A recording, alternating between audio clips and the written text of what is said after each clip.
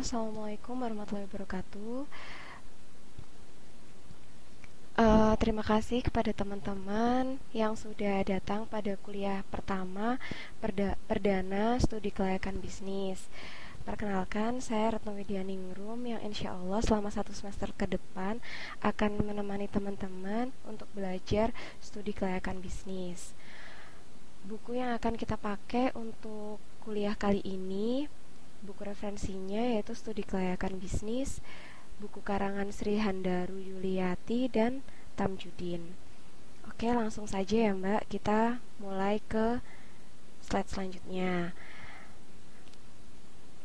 Sebelum kita mulai, saya ingin menyampaikan dulu mengenai tujuan instruksional. Jadi, bentar ini saya hilangin dulu. Oke, nah jadi pertama saya akan jelaskan mengenai tujuan instruksional. Jadi tujuannya setelah mbak-mbak semua mengikuti program ini, tujuannya adalah mahasiswa mampu menyusun laporan studi kelayakan bisnis yang sesuai dengan format dan memperhatikan aspek teknikal, finansial, resiko, AMDAL, legalitas, dan lingkungan. Jadi harapannya nanti setelah mbak semua dan teman-teman sudah selesai mengikuti kuliah ini, kalian semua bisa menyusun laporan studi kelayakan bisnis. Dan tujuan instruksional khususnya yang pertama, kalian semua mampu menganalisis dan melakukan penilaian pasar. Selanjutnya, mampu menganalisis penilaian investasi, proyeksi keuntungan, penggunaan analisis sensitivitas dan resiko. Yang ketiga, menganalisis aspek finansial, ekonomi nasional, dan manfaat sosial dari investasi usaha. Yang keempat, menganalisis AMDAL atau analisis mengenai dampak lingkungan, aspek hukum dan lingkungan, dan kemudian yang terakhir mampu menyusun laporan studi kelayakan. Lanjut yang kedua, slide selanjutnya yaitu di sini saya menyampaikan mengenai rencana pertemuan kita. Jadi berdasarkan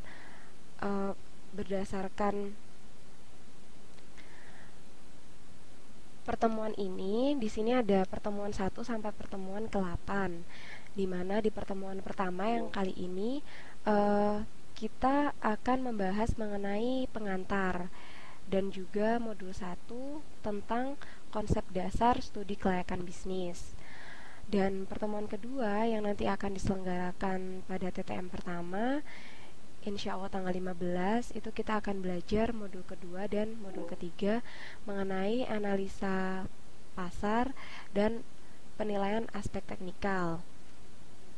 Kemudian untuk pertemuan ketiga itu kita akan membahas modul keempat mengenai analis aspek finansial. Selanjutnya modul kelima membahas mengenai analisis aspek ekonomi dan sosial investasi usaha. Kemudian untuk modul ke-6 kita akan bahas mengenai konsep dan penyusunan analisis mengenai dampak lingkungan atau AMDAL. Yang ke-6 yaitu pada TTM kedua kita akan belajar mengenai penilaian dan analisa aspek manajemen studi kelayakan. Dan pada pertemuan ke-7 yaitu modul ke-8 kita akan melakukan penilaian dan analisa aspek hukum serta aspek lingkungan. Dan yang terakhir sebagai penutup modul ke-9 yaitu penyusunan laporan studi kelayakan. Jadi untuk modul ke-9 ini nanti merupakan rangkuman dari keseluruhan modul yang sudah kita pelajari dari modul 1 sampai modul ke-8. Lanjut ya Mbak. Nah, selanjutnya kita akan menuju ke penilaian. Jadi di sini kehadiran teman-teman minimal 6 kali pertemuan untuk TTM online. Dan di TTM online dan tatap muka. Dan jika kurang, maka kalian akan mendapatkan tugas tambahan dari saya. Jadi biar ilmu pengetahuannya sama antar teman-temannya yang masuk dan nggak masuk. Jadi yang nggak masuk nanti bisa dapat tugas tambahan gitu. Nah, kemudian untuk penilaian tugas itu ada 3 tugas yang nanti saya akan sampaikan. Yang pertama, tugas pertama itu individu, dan tugas pertama ini nanti akan saya rilis atau saya berikan pada TTM online kali ini. Kemudian tugas kedua juga sama, individu. Nah, dan tugas yang ketiga ini itu kelompok, jadi 2 orang. Nah, tugas kedua ini apa namanya? Tugasnya itu adalah menyusun laporan studi kelayakan sesuai dengan ide bisnis yang dibuat pada tugas individu satu. Jadi bocorannya itu pada tugas individu pertama itu nanti saya akan memberikan tugas untuk teman-teman sekalian itu menyampaikan ide bisnisnya. Jadi nanti kalian coba memikirkan kira-kira setelah lulus kuliah nanti pengen bisnis apa. Nah, itu nanti ide itu jadi gagasan. Nah, dari ide tersebut nanti di tugas terakhir, tugas ketiga yang dikerjakan berkelompok ini 2 orang, itu nanti disusun analisa kelayakan bisnis yang sudah direncanakan dari tugas pertama, seperti itu. Oke, selanjutnya kita langsung masuk ke modul yang pertama, yaitu judulnya pengertian dan ruang lingkup studi kelayakan bisnis. Oke. Ah, sebelum kita beranjak jauh, di sini saya mau bertanya ke teman-teman. Kira-kira ada yang tahu nggak sih apa perusahaan atau apa yang disebut usaha? Nah, di sini saya ada beberapa gambar. Ada gambar yang pertama usaha ternak ayam, ada usaha catering, ada usaha jahit. Nah, eh, kalau bisa kita lihat di gambar itu, eh, usaha-usaha yang ada itu merupakan suatu usaha yang berjalan melalui suatu proses perubahan keahlian dan sumber daya ekonomi menjadi barang atau jasa yang ditujukan bagi pemuasan para pembeli dan laba kepada pemiliknya. Jadi contohnya seperti ini. Misalkan Mbak punya keahlian jahit dan Mbak pengen membuka usaha di bidang jahit gitu kan. Nah, sehingga keahliannya Mbak itu menjahit itu nanti akan mampu menjadi uh, suatu produk atau barang atau jasa yang nanti itu bisa memuaskan para konsumennya Mbak. Jadi misalkan mau jahit baju gitu ya, berarti saat bajunya selesai berarti pembeli atau konsumennya Mbak itu akan puas terhadap baju yang udah Mbak jahit gitu. Dan saat baju itu sudah sampai ke konsumen, berarti Mbak akan dapat uang. Nah, dari uang itu yang disebut laba atau keuntungan yang nanti akan didapatkan oleh Mbak sendiri. Sama halnya seperti usaha catering dan ternak ayam. Jadi semua itu suatu proses di mana perubahan keahlian. Kenapa disebut perubahan keahlian? Karena sejatinya saat kita mau membuka bisnis kita harus tahu ilmu untuk membuatnya. Kalau misalkan kita tidak tahu ilmunya, sehingga barang atau jasa yang kita hasilkan itu kualitasnya tidak bagus. Nah, saat kualitasnya tidak bagus, maka pembeli atau konsumen tidak akan puas oleh barang yang sudah kita produksi. Jadi seperti itu. Oke, selanjutnya kita lanjutkan. Nah, kemudian akan timbul suatu pertanyaan, mengapa kita perlu melakukan studi kelayakan? Nah, kenapa sih kita perlu melakukan studi kelayakan? Nah, studi kelayakan sendiri itu definisinya adalah penelitian mengenai dapat tidaknya suatu proyek dapat dilaksanakan dengan berhasil. Nah, maksudnya contohnya gini, saat Mbak nanti punya ide atau punya gagasan ingin membuka bisnis catering misalkan. Nah, sebelum melakukan bisnis catering, harusnya kita melakukan analisa studi kelayakan dulu. Kita menilai kira-kira jika melakukan usaha catering itu saat berproduksi, terus kemudian dijual, terus konsumen dan konsumennya itu puas, kira-kira nanti dari situ akan mendapatkan laba atau tidak, atau malah dari hasil penjualannya itu malah rugi karena eh, produk cateringnya itu tadi tidak laku, seperti itu. Nah, dengan studi kelayakan ini kita tuh dapat menilai apakah nanti proyek atau usaha yang akan kita jalankan itu berhasil atau tidak. Nah, tinjauannya itu ada banyak aspek. Tapi untuk pertemuan kali ini saya menjelaskan secara general tentang studi kelayakan. Nanti selanjutnya faktor-faktor apa saja yang diperhatikan untuk studi kelayakan itu akan dijelaskan ke pertemuan-pertemuan selanjutnya. Nah, eh, suatu proyek itu dikatakan berhasil atau tidak itu eh, ada dua jenis. Yang pertama itu berorientasi profit ya. Dan yang kedua itu berorientasi non profit. Nah, contohnya proyek-proyek atau usaha apa saja yang berorientasi profit.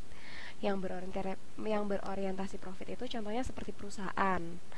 Kayak semacam tadi, perusahaan jahit, perusahaan makanan, perusahaan minuman, perusahaan kosmetik, itu mereka bekerja atau menjalankan bisnisnya karena orientasinya keuntungan atau uang.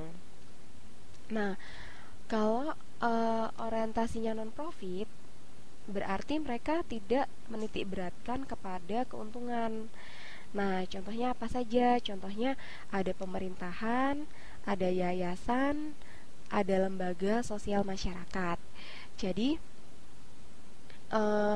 ketiga lembaga ini itu murni melakukan pekerjaannya atau tindakannya tidak didasarkan oleh profit, tapi juga bisa didasarkan oleh kepentingan masyarakat, terus kepentingan ya benar Mbak Sulastri. Jadi non profit lebih mengutamakan kepuasan masyarakat seperti itu.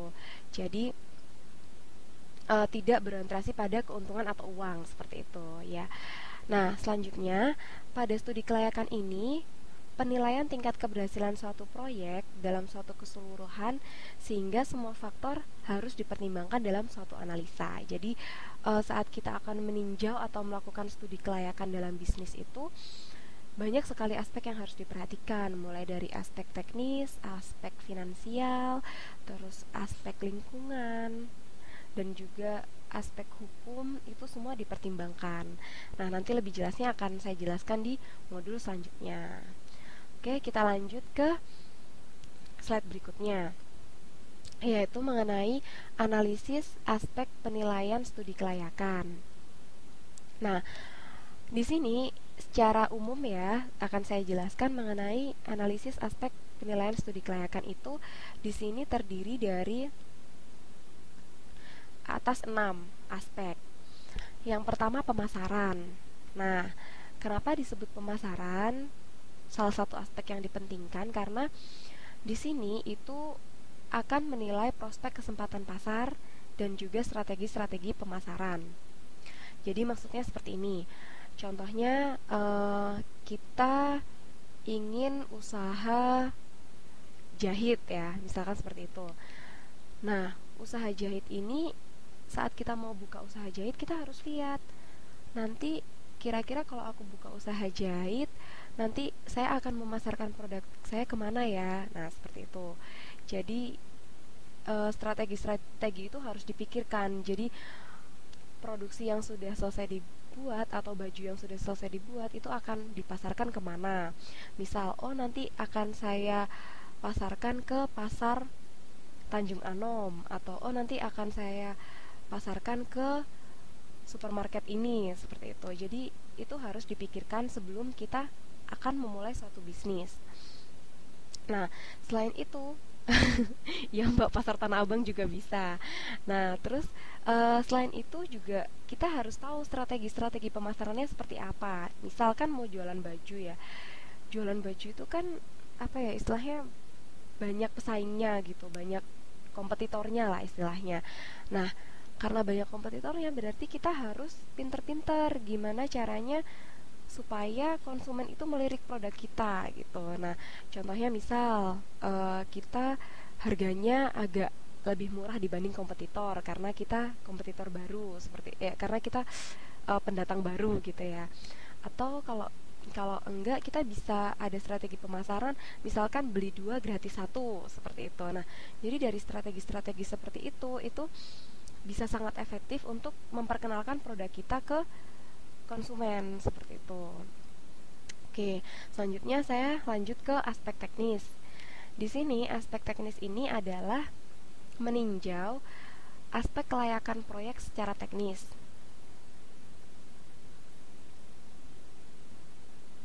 Ups, ini tiba-tiba mati. Bentar ya, Mbak.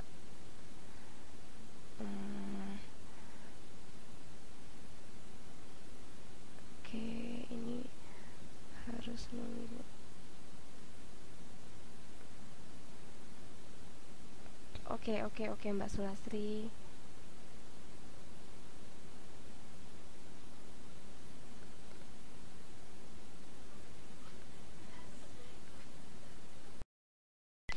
Oke, ya, ini lanjut lagi ya. Lanjut ke teknis. Tadi kita sudah jelasin pemasaran, sekarang ke teknis. Nah, teknis ini kita meninjau kelayakan proyek secara teknis, di mana aspek yang kita tinjau itu lebih ke arah aspek kebutuhan tenaga kerja, fasilitas infrastruktur, dan faktor produksi. Nah, jadi saat kita akan membuat suatu usaha, itu kita pasti ada aspek-aspek seperti tenaga kerja, terus fasilitas apa saja, dan juga faktor produksinya apa saja. Nah, itu perlu kita perhatikan. Nah, terus selanjutnya aspek keuangan. Nah, aspek keuangan ini udah pasti jadi suatu penilaian atau suatu aspek yang sangat penting. Ya, nggak apa-apa Mbak Dwi Jayanti, langsung gabung aja ya. Jadi, ini aspek yang sangat penting karena misalkan kita mau apa namanya? Kita mau usaha, pasti kita butuh modal. Nah, modal itu ya dari uang kan ya. Modal itu dari uang. Nah, karena modal itu dari uang, berarti kita juga harus meninjau aspek keuntungannya juga. Jadi, kita punya modal, modal itu kita jalankan. Nah, dari perjalanan bisnis itu kita produksi, kita bayar tenaga kerja, kita juga harus mendapatkan keuntungannya seperti itu. Selanjutnya yaitu yang aspek manajemen, di mana di aspek manajemen ini kita menilai kualitas dan kemampuan orang-orang yang menangani proyek. Di mana kualitas dan kemampuan itu yaitu merancang suatu struktur organisasi yang tepat. Nah, struktur organisasi yang tepat itu akan membuat kita sangat efisien dalam menentukan tenaga kerja. Jadi tenaga kerjanya itu katakanlah nggak terlalu banyak, tapi mereka yang ada di dalamnya itu orang-orang yang orang-orang yang punya kualitas dan juga kemampuan yang bagus seperti itu. Jadi uh, itu sangat penting manajemen juga di aspek penilaian studi kelayakan. Dan yang selanjutnya yaitu hukum. Nah, aspek hukum ini aspek legalitas, di mana saat kita menjalankan suatu usaha dan usaha itu sudah berkembang sangat pesat, nah kita sangat butuh aspek hukum, di mana aspek itu dapat menunjang kelangsungan proyek atau bisnis kita. Selanjutnya yaitu manfaat proyek bagi ekonomi nasional, di mana saat proyek itu kita jalankan, nanti kita akan tahu seberapa besar sumbangsi atau nilai proyek terhadap perekonomian nasional. Kayak misalkan kita sudah punya proyek dan proyek itu berkembang pesat, nah otomatis kita harus membayarkan pajak. Nah, pajak itu nanti digunakan untuk apa namanya? Pajak itu digunakan untuk pembangunan Indonesia seperti itu. Oke, next ya. Nah, selanjutnya pertanyaannya adalah apakah itu proyek? Nah, proyek itu adalah suatu proses pembangunan gedung atau penggantian atau perbaikan fasilitas. Nah, mungkin bisa dilihat di gambarnya itu ya, di slide itu kita bisa tahu di situ ada proyek pembangunan jembatan, proyek pembangunan gedung. Oke, Mbak Nurlela, nanti di postnya di grup gitu. Nah, apa namanya, saya lanjutin ya. Nah, proyek itu bukan selalu kita membangun dari awal. Bisa juga proyek itu juga perbaikan fasilitas. Contoh kayak misalkan ada gedung sekolah yang rusak. Nah, gedung sekolah itu diperbaiki. Nah, perbaikannya itu juga merupakan suatu proyek gitu. Jadi bukan selalu di awal, tapi juga perbaikan fasilitas itu merupakan proyek juga. Nah, proyek itu ditinjau dari dua hal, yaitu kepemilikan, yaitu proyek pemerintah dan juga di proyek swasta, atau yang kedua yaitu tinjauan alasan pendirian, yaitu berorientasi profit atau berorientasi non profit. Nah, manfaat dari investasi proyek ini sendiri itu ada empat, yaitu mampu menambah pendapatan nasional, terus juga memantapkan stabilitas penerimaan valuta asing dan juga pendapatan nasional dari negara sendiri.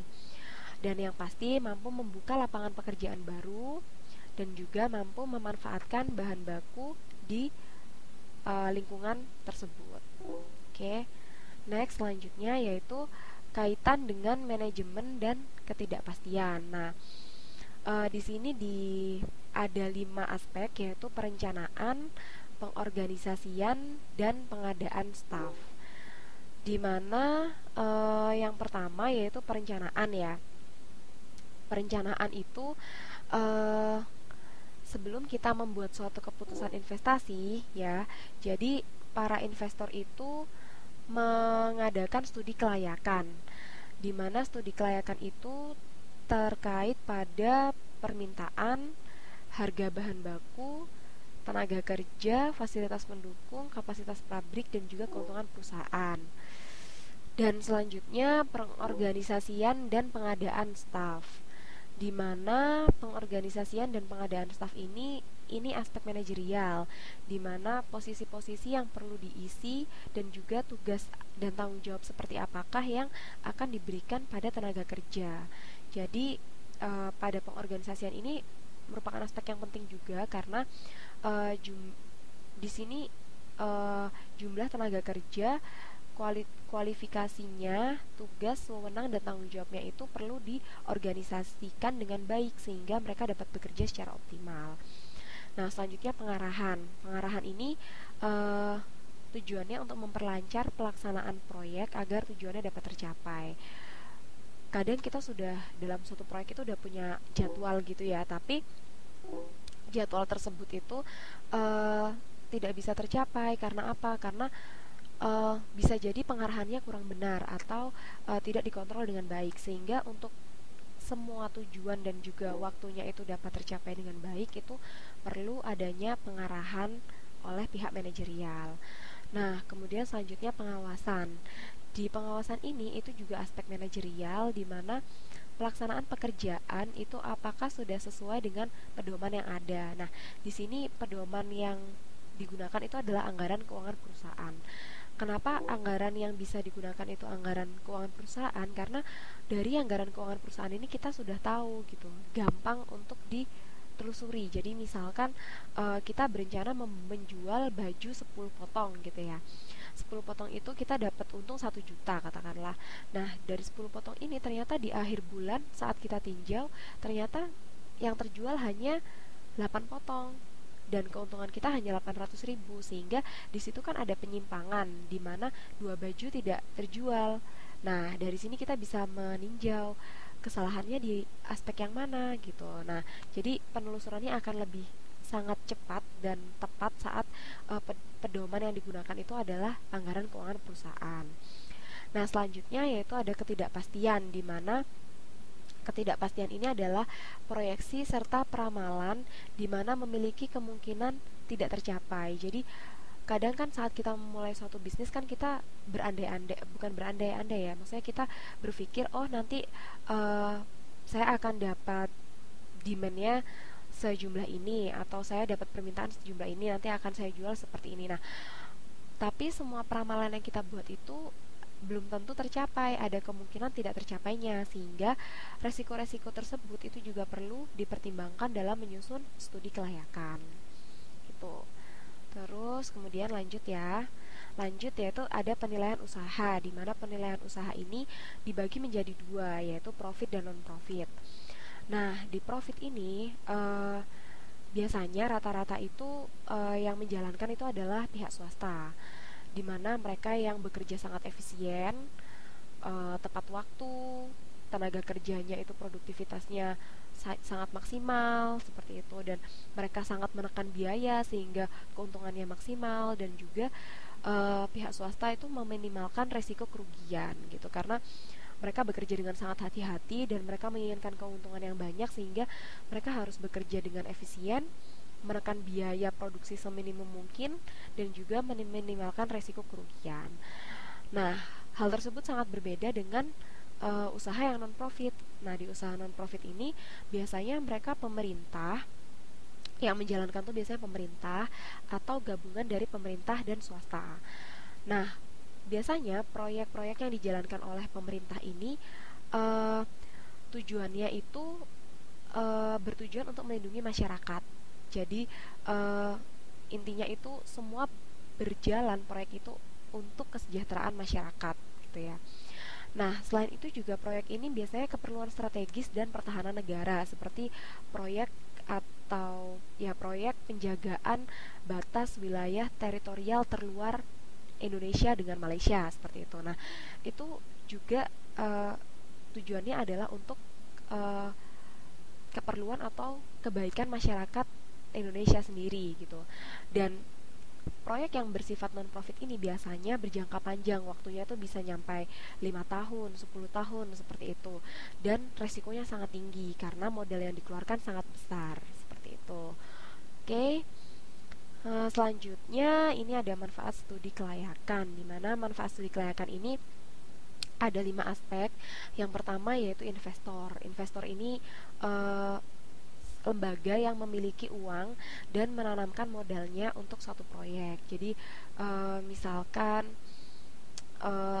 saya pengen buka bisnis catering gitu ya. Nah, tapi saya ingin orang lain yang menjalankan. Nah, saya hanya memberikan uang. Nah, seperti itu saya disebut investor, di mana saya memberikan uang saya pada suatu proyek, tapi saya tidak ikut campur di situ. Saya tidak ikut proses produksinya seperti apa, tapi saya mau tahu saat untung saya dapat uang. Nah, itu investor tuh seperti itu. Nah, di sini semakin tinggi resiko investasi, semakin tinggi tingkat keuntungan yang diminta oleh investor. Jadi semakin saya memberikan uang saya banyak dan semakin saya tahu bahwa usaha itu resikonya tinggi, jadi saya harus meminta keuntungan yang banyak dari usaha tersebut. Selanjutnya yang kedua, kreditor. Kreditor ini seperti peminjaman uang bank. Jadi kreditor ini nanti tujuannya adalah memberikan pinjaman uang, di mana pinjaman uang itu dilakukan untuk suatu usaha yang akan dibuat. Nah, sebelum mereka meminjamkan uang, mereka harus tahu apakah usaha tersebut nanti akan balik modal atau enggak gitu. Kalau misalkan tidak balik modal, berarti bank akan rugi. Tapi saat balik modal, berarti bank akan dapat uangnya. Jadi bank harus hati-hati dalam meminjamkan uang, sehingga dalam aspek itulah mereka harus melakukan studi kelayakan. Selanjutnya yang ketiga ada pemerintah. Ada pemerintah, di mana pemerintah ini biasanya pemerintah itu mengadakan proyek-proyek ya, seperti kayak pembangunan Suramadu. Nah, itu kan proyek pembangunan Suramadu, pembangunan apa namanya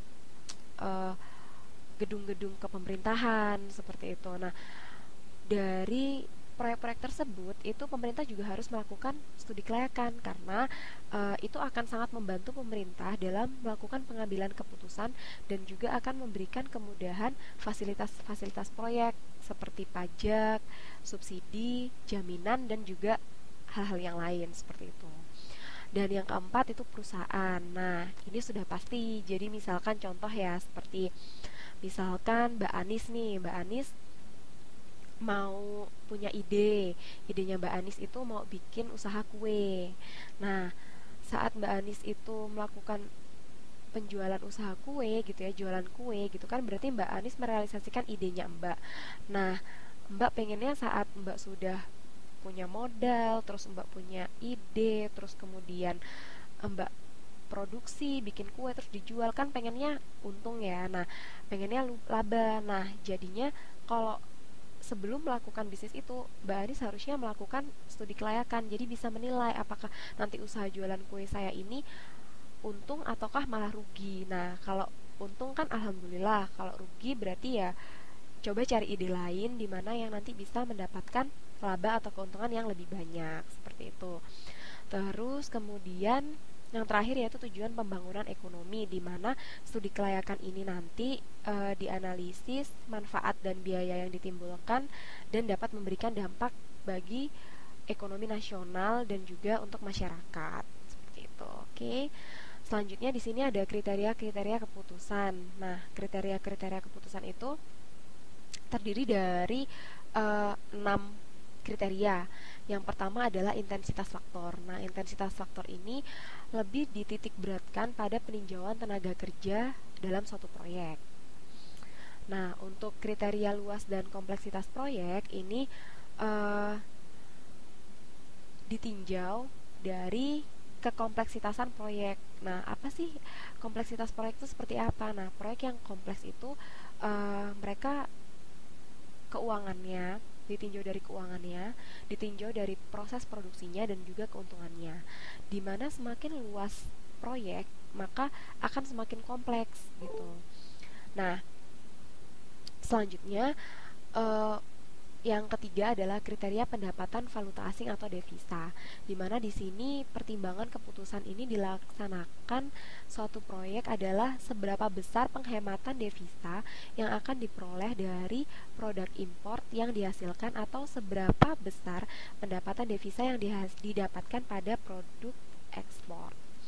Nah, selanjutnya yang keempat yaitu kriteria profitabilitas komersial. Nah, profitabilitas komersial ini adalah kita mempertimbangkan laba atau keuntungan kita dari beberapa faktor dan ditunjukkan oleh laba bersih setelah pajak. Nah, ini tuh bersifat objektif. Jadi, laba perusahaan ditinjau dari laba bersih setelah perusahaan itu menyetorkan pajak ke kantor pajak, seperti itu. Dan selanjutnya kriteria profitabilitas ekonomi, di mana kriteria profitabilitas ekonomi ini kriteria yang paling tepat untuk mengukur nilai bersih suatu proyek dari perekonomian nasional. Nah, kenapa kok kriteria profitabilitas ekonomi ini merupakan aspek yang paling tepat gitu ya untuk mengukur, karena profitabilitas ekonomi ini ditinjau dari tingkat pengambilan investasi atau rate of return. Nah, jadi misalkan gini, kita mulai suatu usaha. Nah, di usaha itu kita mencoba untuk menghitung tingkat pengembalian investasi kita. Nah, saat rate of return-nya itu nilainya tinggi, berarti kita mengalami keuntungan. Tapi saat rate of return-nya itu rendah, berarti kita mengalami kerugian. Nah, sehingga dari situ kita bisa gampang memutuskan, saat kita melakukan kegiatan atau strategi seperti ini, ternyata pendapatan kita atau investasinya itu akan kembali. Tapi saat kita melakukan strategi B, ternyata malah pengembalian investasi kita kecil. Nah, jadi dari situ, dari kriteria tersebut itu sangat gampang untuk digunakan patokan untuk mengukur nilai bersih suatu proyek, seperti itu. Dan yang aspek terakhir yaitu kriteria pemilihan proyek, di mana kriteria profitabilitas kriteria pemilihan proyek ini ditinjau dari dua kriteria sebelumnya, yaitu kriteria profitabilitas ekonomi dan profitabilitas ekonomi nasional. Juga ditambahkan dengan pertimbangan yang kualitatif. Nah, kriteria ini sendiri dipergunakan pada waktu pengambilan keputusan saat kita menghadapi berbagai alternatif proyek. Nah, biasanya proyek itu kan yang berjalan itu banyak sekali kondisinya, di mana kita harus memprioritaskan proyek mana yang harus didahulukan dan proyek mana yang sebaiknya diundur dulu pelaksanaannya. Nah, hal ini saat kita bisa mengatur waktu proyek ini dengan baik, maka kita akan bisa mendapatkan keuntungan. Saat kita salah dalam melakukan keputusan, oh proyek ini yang dulu, proyek ini yang terlambat, seperti itu ya, proyek ini yang dulu, proyek ini ditunda gitu, dan kita salah menentukannya dan itu berakibat fatal, maka kita juga akan mengalami suatu kerugian seperti itu. Oke, nah itu tadi akhir dari modul 1. Nah, selanjutnya di sini ada apa namanya, tugas mandiri. Nah, jadi tugas mandiri ini nanti dikumpulkan waktu TTM pertama tanggal 15 Maret. Nah, karena saya ngajarnya jam 3, nanti dikumpulkan pada jam 3 itu. Nah, ini cukup dikerjakan pada selembar kertas, dikumpulkannya. Terus ini ada 3 pertanyaan. Yang pertama, jelaskan pentingnya studi kelayakan bisnis pada suatu perusahaan atau proyek. Nah, ini pasti semua bisa jawab karena tadi udah dijelasin ya. Terus yang kedua, sebutkan manfaat dilakukannya studi kelayakan usaha. Itu tadi juga udah dijelaskan. Jadi nanti tinggal dengerin lagi di videonya.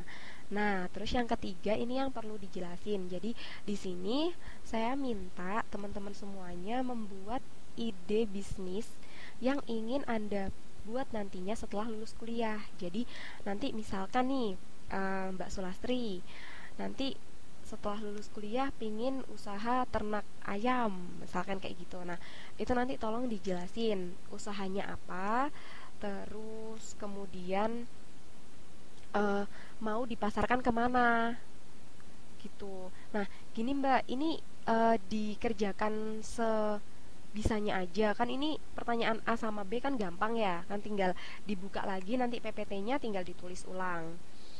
Nah, kalau yang ide ini, idenya tinggal ini apa namanya, idenya tinggal ditulis aja. Misalkan saya ingin membuat bisnis ternak ayam, nanti akan saya pasarkan ya, bisnis catering juga boleh Mbak, nanti akan saya pasarkan di pasar-pasar di daerah rumah saya di Jombang, misal kayak gitu. Jadi cuman dibikin kayak gitu aja. Nanti pas TTM nanti saya cek, kita buka bareng-bareng. Nah, nanti kita bahas satu-satu kerjaannya, ide bisnisnya. Nanti dari situ nanti kita biar bisa gampang untuk lanjut ke tahap selanjutnya. Karena nanti tujuannya ini kan studi kelayakan bisnis ini, teman-teman sekalian itu mampu untuk menyusun penilaian kelayakan bisnis. Nah, jadi kita harus punya bisnisnya dulu, baru kita bisa menilai apakah bisnisnya nanti itu layak atau tidak, kayak gitu. Oke, sudah jelas ya Mbak? Ada yang ditanyakan? Oke. Oke, Mbak Nurlela sudah jelas ya, Mbak Sulastri paham. Semoga semuanya paham ya. Oke, langsung aja ya, lanjut ya. Nah, ini sebelum apa namanya ditutup ya, ini saya punya kata-kata mutiara. Jadi kata-kata mutiaranya ini, oke nggak apa-apa Mbak Samsiatul kalau nggak bisa datang, nanti tugasnya bisa dikirim chat Facebook ke saya aja nggak apa-apa. Oke, oke ya. Ini sebelum saya akhiri ya, ini saya punya kata-kata mutiara di mana kata-katanya itu seperti ini. Ingatlah bahwa ribuan kilometer yang Anda tempuh itu berawal dari ayunan langkah kaki. Karena jauhnya ribuan kilometer hanyalah kumpulan dari ayunan langkah yang hanya berjarak berapa senti. Jadi saat kita punya suatu tujuan dan tujuannya itu, kita merasa tujuan itu jauh banget ya, kita nggak bisa menjangkau tujuan itu, jangan pernah menyerah. Karena kita pasti akan bisa mencapai tujuan itu saat kita berjalan secara konsisten mendekati tujuan tersebut. Jadi jangan pernah menyerah, tetap terus berusaha sehingga kita bisa mencapai tujuan itu. Oke. Terus selanjutnya ini referensi yang saya pakai, yang saya gunakan. Oke. Dan cukup sekian dari saya. Terima kasih banyak mbak-mbaknya, sudah, teman-teman semua sudah menyimak dengan baik. Terima kasih, mohon maaf kalau banyak sekali kesalahan teknis yang terjadi pada pertemuan kali ini. Semoga nanti ke depannya semua berjalan lancar dan semoga ilmu yang kita dapatkan ini bisa bermanfaat untuk kehidupan selanjutnya. Oke, terima kasih banyak. Saya tutup pertemuan kali ini dan jangan lupa dikerjakan tugasnya. Nanti akan saya secepatnya saya upload PPT dan juga videonya. Oke, gitu aja. Makasih banyak ya teman-teman semua. Assalamualaikum.